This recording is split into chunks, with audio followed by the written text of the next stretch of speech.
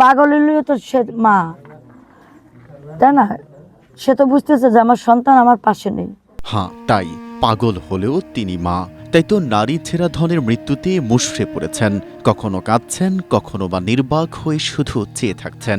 বাগেরহাটের হজরত খান জাহান আলী রহমতুল্লাহ মাজারের দিঘিতে কুমিরে টেনে নিয়ে যাওয়া শিশু ফাতেমা আক্তারের মরদেহ উদ্ধারের পর থেকে তার মায়ের এই বোপা কান্না। তার নাম কি, বাড়ি কোথায় জানে না কেউ।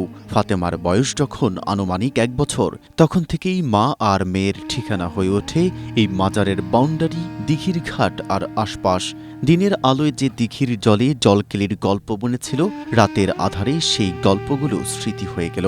আর কখনো ফাতেমা নামবে না দিঘিতে, মাতবে না দুরন্তপনায়। তোর মা এই যেখানে সেখানে শুয়ে থাকে, এই শিশুরা দাবড়ালি গাঁটতে দাবড়া দিলি তা যায় না, ফিরে পানিতে পড়ে, ফিরে আবার উঠে, ফিরে আবার পানিতে পড়ে, ফিরে আবার উঠে।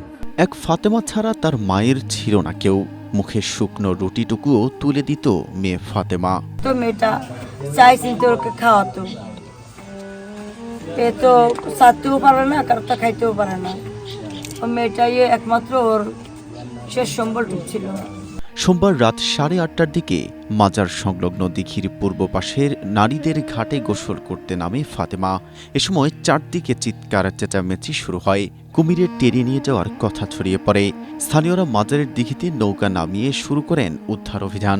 পরে ফায়ার সার্ভিস, পুলিশ ও জেলা প্রশাসনের সদস্যরা উদ্ধার অভিযানে অংশ নেন। রাতভর চলা রুদ্ধশ্বাস অভিযানের পর মঙ্গলবার ভোরে ফাতেমার মরদেহ উদ্ধার করা হয়। কুমিরকে খাতি টাতি দিত, খুব ভালোবাসতো, কিন্তু তারপরে সেই কুমির আজকে ওরে খেয়ে বলেছে।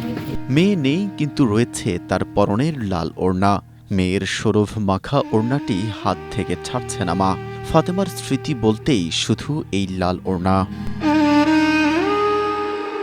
Desk report, Asia post.